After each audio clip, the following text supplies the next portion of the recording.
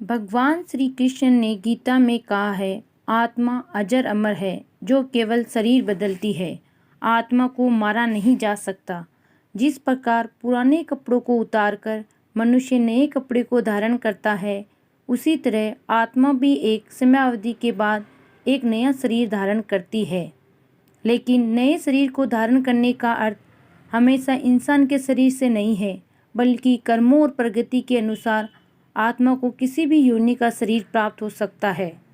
जीवन के बाद आत्मा खुद शरीर नहीं चुन सकती, बल्कि नियति उसे किसी भी जीव के शरीर में प्रवेश करने का आदेश देती है।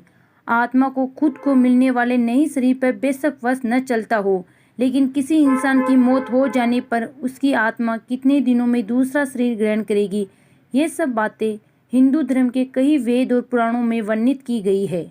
आइए हम आपको बताते हैं आत्मा को दूसरा शरीर मिलने की अवधि से जुड़ा हुआ राज। वेदों के तत्व ज्ञान को वेदांत कहते हैं। गीता उपनिषदों का सार तत्व है। इसमें वर्णित कथा के अनुसार किसी व्यक्ति की मौत होने पर आमतौर पर आत्मा तत्काल ही दूसरा शरीर धारण कर लेती है, लेकिन मनुष्य रूप में जीवन में किए गए विभिन्न कार्यों के आधार पर कभी कभी आत्मा को दूसरा शरीर लेने के लिए लंबी यात्रा करनी पड़ती है, जिनमें कुछ आत्माएं 3 दिनों के भीतर दूसरा शरीर धारण करती है।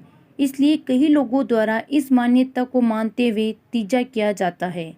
कुछ आत्माएं 10 दिनों या 13 दिनों में दूसरा शरीर धारण करती है, इसलिए 10वां या 13वां मनाई जाती है। वही कुछ इंसान ऐसे भी होते हैं जिनकी मृत्यु दर्दनाक समय से पूर्व या किसी इच्छा के अधूरे रह जाने के कारण से उनकी आत्माएं दूसरे शरीर में न जाने का हठ कर लेती है। इसलिए उन्हें दूसरा शरीर प्राप्त करने के लिए 37 या 40 दिन लगते हैं।